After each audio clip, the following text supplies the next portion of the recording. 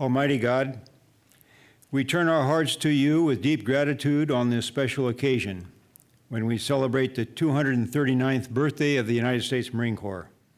Bless our leaders with wisdom and the courage to act on that wisdom in this ever more complex world.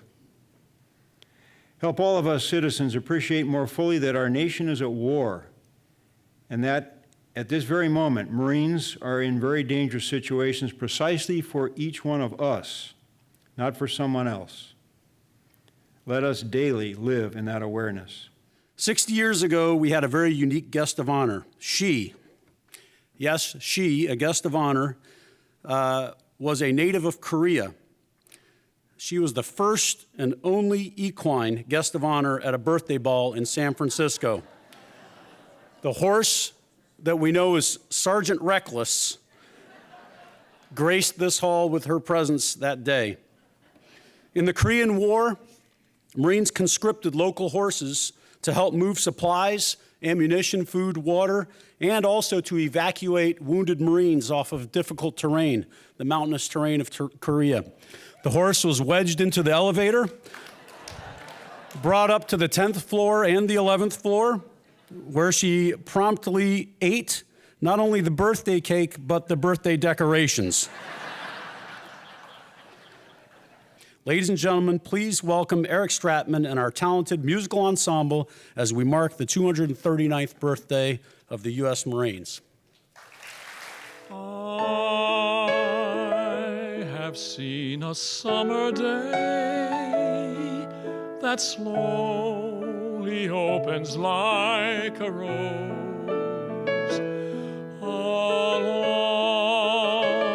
a quiet road that wanders by, and I have smiled and wondered where it goes. I have stumbled through the night alone, as any man can be, then found a silent canyon full of stars, and in my heart I heard them telling me I am home. Let us all be grateful for a land that's fair, as we raise our voices in a solemn prayer.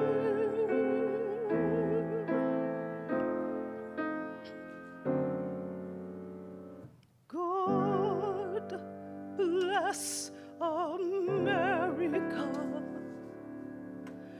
land that I love.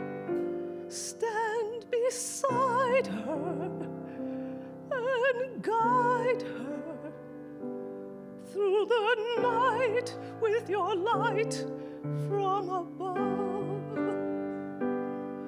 from the mountains to the prairies, to the oceans white with foam.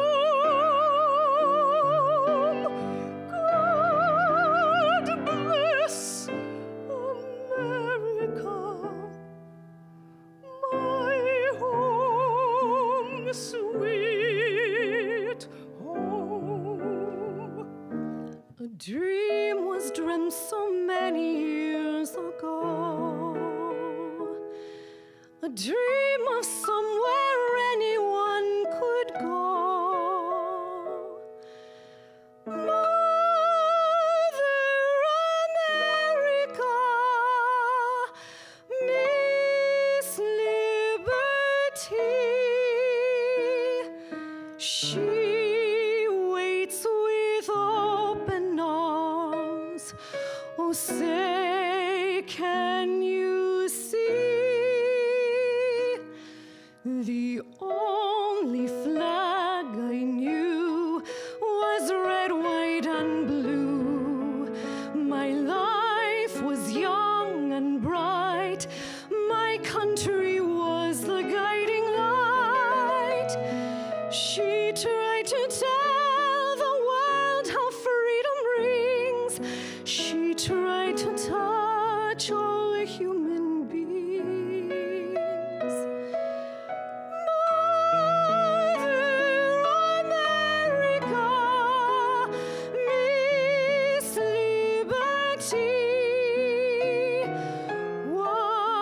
watch for her guiding light.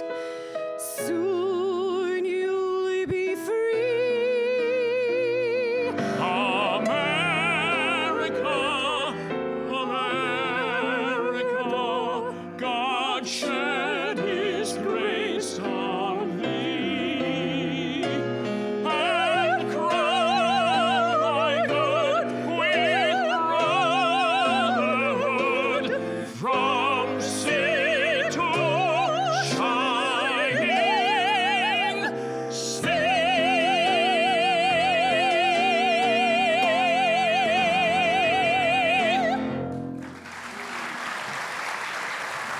General Kelly and his wife Karen are close friends of the Marines Memorial. They visit often.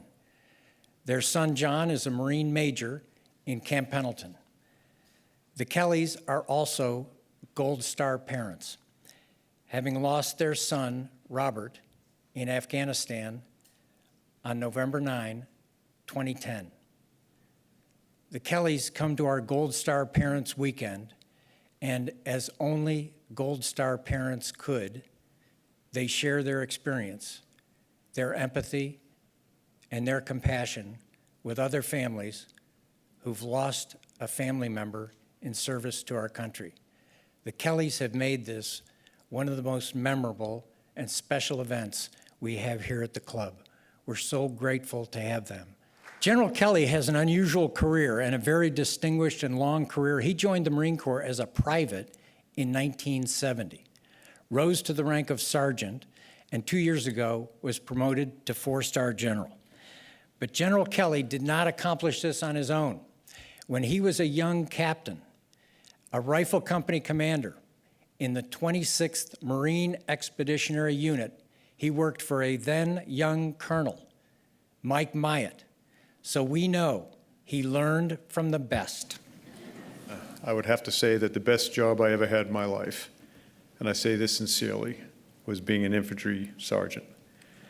The other thing I have to say is I look at my very good friend and mentor, General Mike Myatt, to simply be mentioned in the same introduction with someone like General Myatt, to simply have the shadow of a man like General Myatt, to walk in his shadow, is a privilege.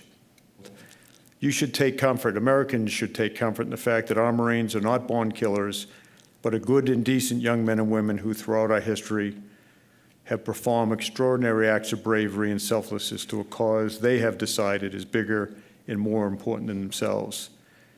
And that like all Marines who went before them in uniform, America owes them a debt that can never be repaid for protecting everything we hold dear as Americans. That any one of them could have done something more self-serving with their lives, but nope, they chose to serve.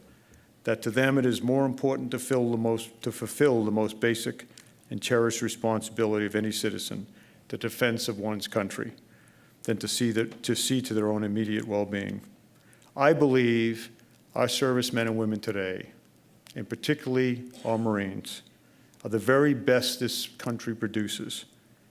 That every American owes them a debt that can never be repaid. But Marines and service members don't expect payment. It's enough of a reward for us to have worn the Eagle, Globe, and Anchor.